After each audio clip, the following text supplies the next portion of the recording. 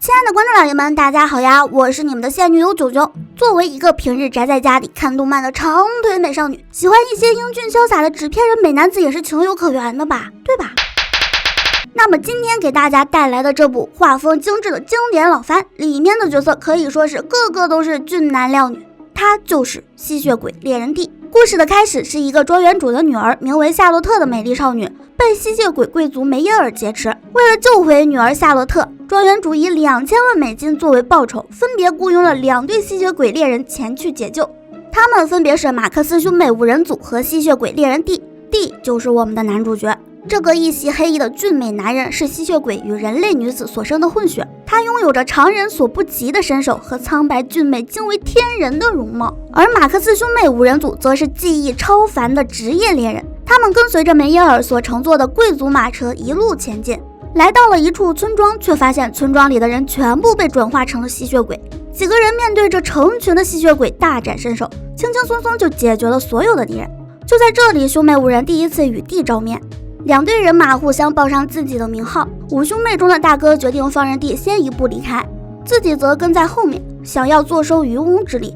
然而5兄妹中的妹妹雷拉却不这么想，她想要赶在蒂的前面抢下功劳，于是便独自一人骑车追了上去。很快蒂就找到了贵族的藏身之所，那是一个巨大的四方体，表面如同镜面一般光滑，当有人靠近的时候，其表面就会睁开许多只眼睛，并从眼睛中间射出无数的射线攻击敌人。蒂通过丢小石子的方式游刃有余地规避了射线攻击。他一边走到四方体的面前，却苦于找不到入口，只能一直在周围徘徊。骑车追赶的雷拉此刻赶了上来，他手持火箭筒，凭借着高超的车技冲了上去，想要靠一发火箭解决掉贵族，却没有想到这发火箭弹直接被贵族的披风给弹开。在震惊之余，雷拉被激光射中，只得仓皇撤退，摔在一旁。而此时蒂骑马追了上来，他跳上马车与贵族梅耶尔交手。蒂凭借着高超的技艺在打斗上占据了上风，而就在他快要伤到贵族要害时，被掳的少女夏洛特竟然很担忧地喊着贵族的名字。而正因为少女的这句担忧，蒂手里的剑迟疑了一下，直接被贵族逼退。无功而返的蒂回到四方体的周围，一时心软，替雷拉进行简单的包扎救治。2队人马再次分开行动。马克思兄妹追着马车来到了野蛮族的地盘，在这里他们遭遇了野蛮族高手的埋伏，大高个纳多被那诡异的攻击方式袭击影子而死，老大悲痛不已，痛哭流涕。而另一边，蒂则是直接从野蛮族领地的正门进入，直接与他们的长老交涉，打算换回少女夏洛特。就在交涉就要失败的时候，马克思5人组再度出手，一直体弱卧床的格洛普灵魂出窍，袭击了野蛮族，那场面堪称人形自走炮。一众野蛮族被打得溃不成军，抱头鼠窜。期间格洛普想要拦住蒂，结果反倒是被蒂一刀砍伤。这之后，野蛮族的3位高手护卫着马车前进，而马克思5兄妹与蒂持续追赶，进行了一系列打斗，双方交手互有伤亡。蒂通过少女夏洛特之口才得知，她其实并非被掳，而是她与吸血鬼梅耶尔相爱，2个人一起谋划的私奔。蒂是吸血鬼与人类所生的混血，他不希望像自己这样的悲剧再度发生。半路上，他因为晒太阳晒得太多，得了太阳症。雷拉为了还人情，帮忙把他埋进泥土里。2个人在这里交流一番，得知彼此的苦楚。他们在这里做下约定，等到2个人当中有谁死了，还活着的那一方就去对方的墓前放一朵小花。而在马车即将抵达目的地的时候，马克思终于拦下了马车。他们想要强行带走夏洛特，而身为吸血鬼的梅耶尔甚至不惜暴露在阳光下，也要把夏洛特带回去。夏洛特挣脱开束缚，2个人在烈日下紧紧相拥。哎，多么赤诚的感情啊！2个不同种族之间不被认可的凄美爱情，一对苦命鸳鸯。这时马克思2人决定动手解决梅耶尔，好赶紧结束这段任务。然而弟弟凯尔在大意之下被3位高手中的狼人大哥所杀，马克思一只眼被抓瞎，从大桥上掉了下去。凯尔和纳多的生死令大哥马克思陷入疯狂。尽管体弱的格洛普一再劝阻，马克思还是决定与对方不死不休。这时梅耶尔与夏洛特这对苦命鸳鸯来到了他们的目的地，传说之中的赛伊特。赛伊特是嗜血伯爵卡蜜拉的城堡。在数千年前，由于卡蜜拉生性残暴，所做之事激怒了吸血鬼之王。这位帝王一怒之下亲手杀死了卡蜜拉。梅耶尔希望能够得到卡米拉的帮助，乘坐火箭前往星海尽头的夜之都。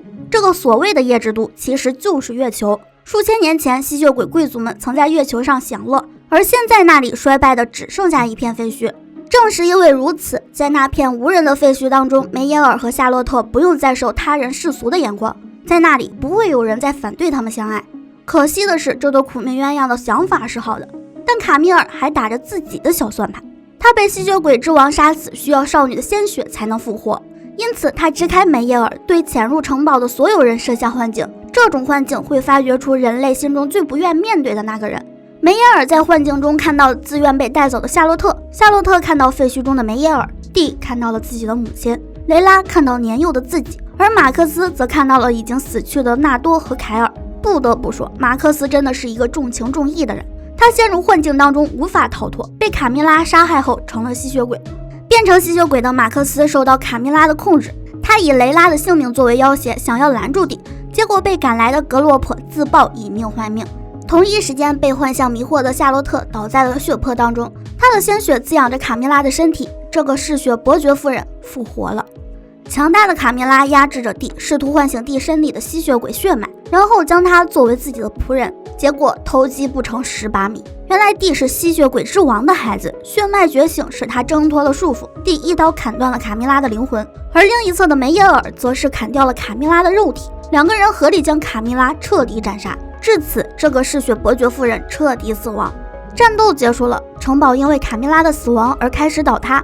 少女夏洛特因失血过多死在了梅耶尔的怀里，而直到最后，梅耶尔也不忍将她转化成遭受勇士诅咒的吸血鬼，他就这样抱着夏洛特的尸体踏上了前往夜之都的飞船。两个人的凄美爱情故事到这里算是画上了句号。影片的最后是一场葬礼，那是雷拉的葬礼，蒂站在远处眺望着葬礼的进行。讲到这里，这期视频也就进入了尾声。真不愧是天野大神制作的原画，这场面在那个年代，九九我属实佩服。吸血鬼猎人蒂一共制作过2个版本，而九九我讲的其实是2000年川尻善昭导演的版本。没错，又是川尻善昭。提起90年代最具有代表性的日本动漫作品，总是绕不开这个暴力美学的灵魂人物，而吸血鬼猎人蒂正是川尻善昭的成名代表作。这部大名鼎鼎的作品，光是原画就做了7万张，足可见该作品的野心。本片改编自菊地秀行的系列小说《蒂》，不同于85年的剧场版，川尻善昭导演的这部吸血鬼猎人蒂受到了原作者的高度赞誉，并在海内外受到了非常高的评价。虽然上映时间有点老了，但是是一部非常值得补番的作品哦。